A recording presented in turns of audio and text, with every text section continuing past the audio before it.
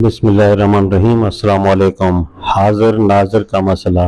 सवाल: बाद लोग अतहियात में अय्युहन नबी के अल्फाज से ये मुराद लेते हैं कि नबी हाजिर नाजिर हैं, जभी तो उनसे खिताब किया गया है।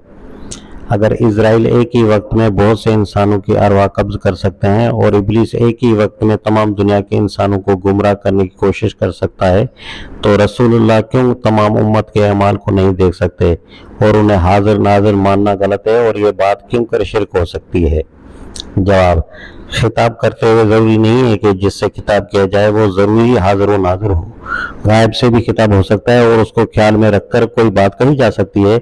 अकीदा बनाने के लिए ज़रूरी है कि किसी मसले के मुतालिक अल्लाह और उसके रसूल ने जो कुछ फरमाया हो उसको जमा करके फैसला किया जाए कि उससे क्या अकीदा बनता है। अकीदा तो ऐसी शय है जिस पर खुदा बाज पुरस करने वाला है, उसको मानना या न मानना जन्नत और दोज़ख का फैसला करता है।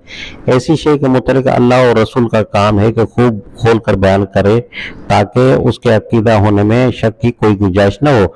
जिस बात पर निजात का इन्हिसार है उसको खुदा और रसूल मुबहम नहीं रखते। देखिए, तौहीद, आखिरत और नबी सल्लल्लाहु अलैहि वसल्लम की रिसालत के मुतालिक कुरान में खोल कर ये बातें बयान की गई हैं ताकि हिदायत का रास्ता है इज्तबा वाज़ेह हो जाए।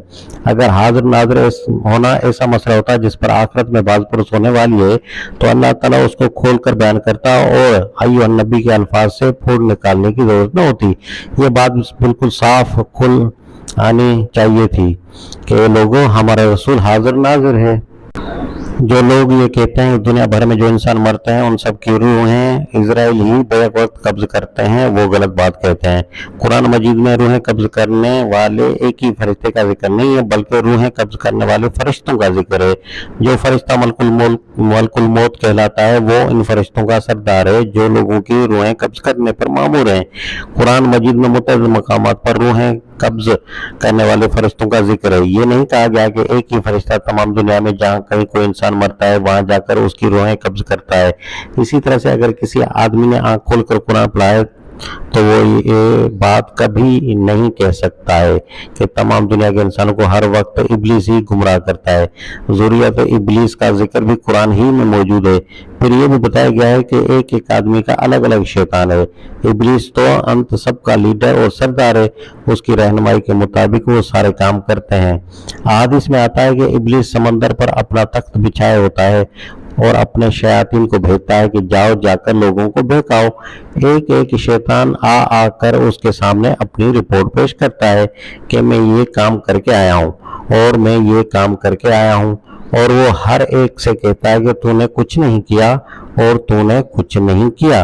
एक शैतान आता है और आकर कहता है कि मैं मियाँ और बीवी को एक दूसरे से लड़वा कर आया हूँ, तो इब्लीस उसको गले से लगा लेता है और कहता है कि हाँ, तू काम करके आया है।